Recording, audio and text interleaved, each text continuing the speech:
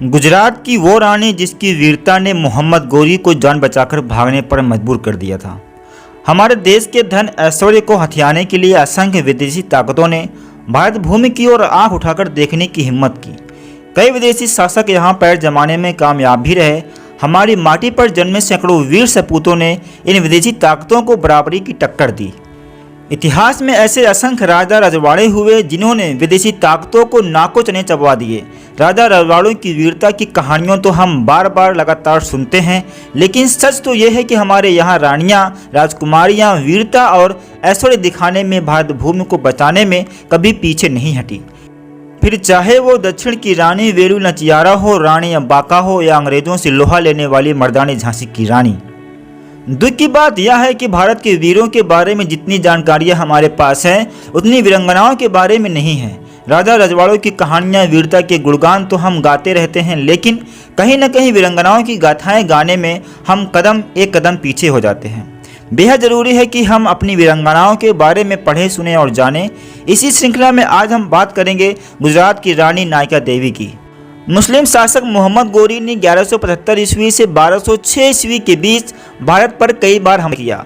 मोहम्मद गोरी ने 1175 ईस्वी में मुल्तान, 1179 ईस्वी में पंजाब, 1180 ईस्वी में पेशावर, 1185 ईस्वी में सियालकोट पर कब्जा कर लिया। पृथ्वीराज चौहान को तराइन के दूसरे युद्ध में हराकर मोहम्मद गोरी ने 1192 ईस्वी में दिल्ली सल्तनत की नींव रखी। इस जीत से 14 साल पहले 1178 ईस्वी में मोहम्मद गोरी ने अपने मंसूबों को कामयाब करने के लिए गुजरात के जरिए भारत में घुसने की कोशिश की थी। एक रानी ने ढाल बनकर भारत भूमि की रक्षा की थी।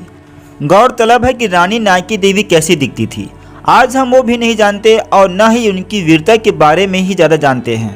चलिए हम आपको बताते हैं कि कौन थी रानी नायकी देवी। रानी नायकी देवी कदम शासक महामंडलेश्वर परमादी की पुत्री थी। अस्त्र शस्त्र चलाने में, घुड़सवारी, तीरंदाजी, युद्ध कौशल जैसे कई गुणों में नायकी देवी निपुण थी। उनका विवाह गुजरात के सोलंकी राजा, उन्हें चालुक्य भी कहा जाता है, राजा अजयपाल से हुआ। राजा अजयपाल अधिक समय तक राज नहीं कर पाए और राजा बनने के 4 वर्ष बाद ही उनका देहांत हो गया।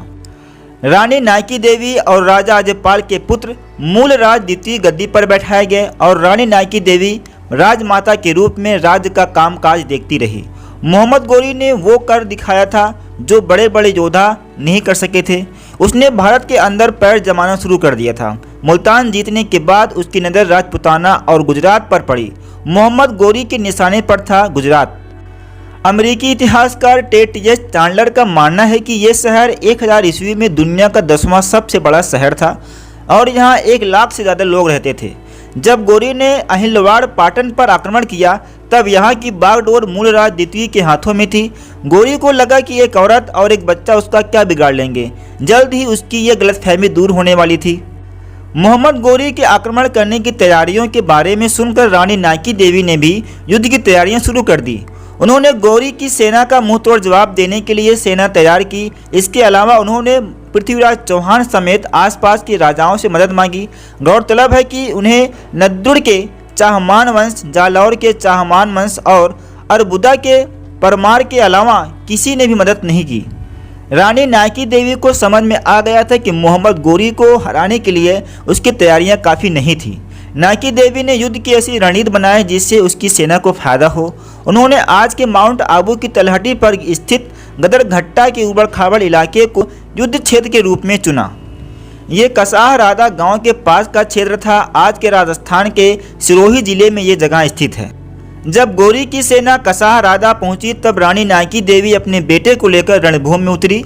रानी नायकी देवी और मोहम्मद गोरी के बीच हुए इस युद्ध को कसाह राधा का युद्ध कहते हैं। चालुक्य की सेना ने विदेशी आक्रमणकारियों को रौंद दिया। मोहम्मद गोरी को कुछ अंगरक्षकों के साथ युद्ध भूमि छोड़कर भागना पड़ा। उसका घमंड चूर चूर हो गया और उसने फिर कभी गुजरात की ओर देखने की हिम्मत नहीं की। इस युद्ध के अगले ही साल उसने पंजाब के जरिए भारत में घुसने की कोशिश की और सफल हुआ। सोलंकी राजा की राजसभा के कवि गुजराती कवि सोमेश्वर ने अपने काम में नायकी देवी के बेटे मूलराज के बारे में लिखा है कि राजा की सेना ने मोहम्मद गोरी की सेना को परास्त किया। 14वीं शताब्दी के जैन विद्वान मेरुतुंग और प्रबंध चिंतामणि ने नायकी देवी मूल राजा द्वितीय की माता का उल्लेख किया है। मेरुतुंग ने लिखा है कि रानी नायकी देवी ने माउंट आबू के पास गदरघट्टा में मलेच्छ राजा को हराया।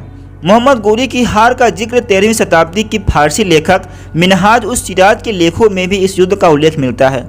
बता दें कि रानी नायकी देवी ने वो कर दिखाया जो एक से एक वीर राजा न कर सके।